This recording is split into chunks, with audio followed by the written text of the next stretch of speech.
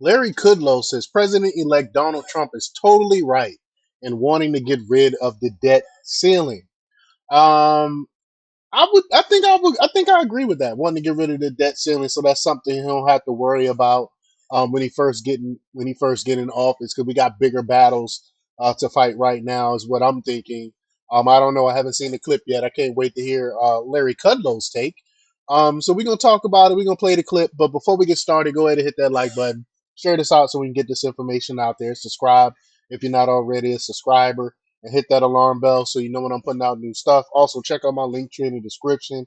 Has a link to my Patreon. That's where I talk about things that I can't talk about here. There's also a link to my Instagram and my X account. So follow me there as well. All right, so let's get into this news. Now, this comes from Fox Business from the great Larry Kudlow. Let's just get right into this clip. Here we go. Good riddance to the debt ceiling. That's the subject of the riff. So, President-elect Trump is totally right, in my view. Get rid of the debt ceiling. Good riddance. Get rid of it altogether. Nobody pays any mind to it. It's never enforced. All it does is open the door to mischievous Democratic attempts to threaten government shutdowns if the Republicans don't cave in to all the trillions of dollars for Democratic ultra-liberal pork programs. And then, of course, they blame the GOP for the shutdown. And Mr. Trump is also right that he doesn't want to take office with a debt limit hanging over his new administration and preventing his tax cut and border closing initiatives. In fact, keeping the toothless debt limit will interfere with the entire policy agenda of the new president if he allows it to. Of course. So is this why I know they do it almost every year. The Democrats use it to give, like Larry Kudlow said, it throw in there, put their pet projects in there, and all that pork and all this other stuff that they know if wouldn't get voted on if it was a single issue vote. So they throw it in. They throw it in at the end of the year to try to push their agenda through without people knowing. Like the raise. You remember we saw the congressman said what? Raise. He didn't even know what was in the freaking bill before the Trump one. So yeah, let's get back to this clip here though. Course, that's why Democrats suddenly loved the debt ceiling. It has no meaning, but it throws a wet blanket over the fantastic Trump honeymoon that he's enjoying. Democratic leadership would love nothing more than to hold Mr. Trump's entire agenda hostage, even though the voters have just given Trump an enormous mandate to change policies, end Bidenomics, and move toward a new Trumpian era of peace and prosperity. And if you ever take a look at the howling about the debt ceiling, it all comes from liberal media and liberal politicians who never advocate for any spending restraints. Isn't Right. that interesting?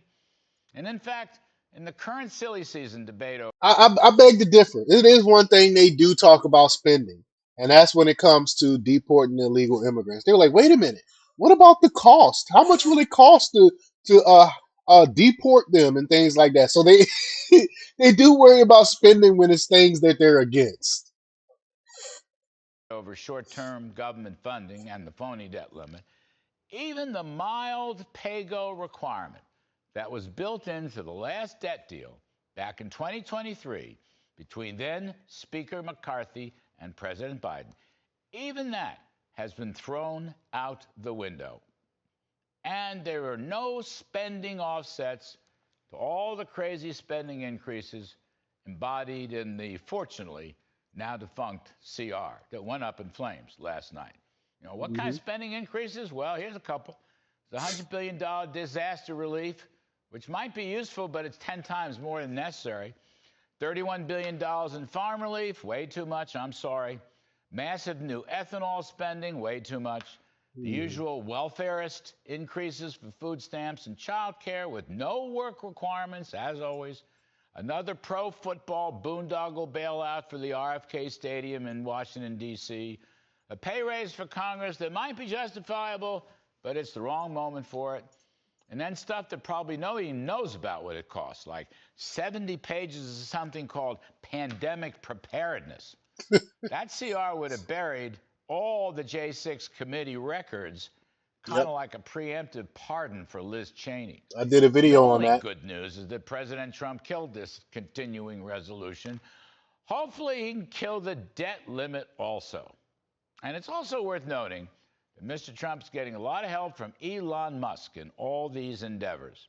And in only a short period of time, Elon has become a major political force, and it is a force for good. And he And liberals and Democrats, they can't stand it. They can't stand Elon Musk. They think he's the boogeyman now.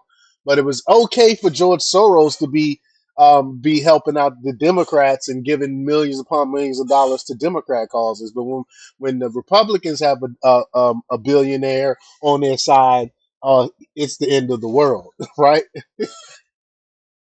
he's being helped by his Doge brother, Vivek Ramaswamy, who put a sharp pencil to that profligate 1,500-page CR that fortunately got buried.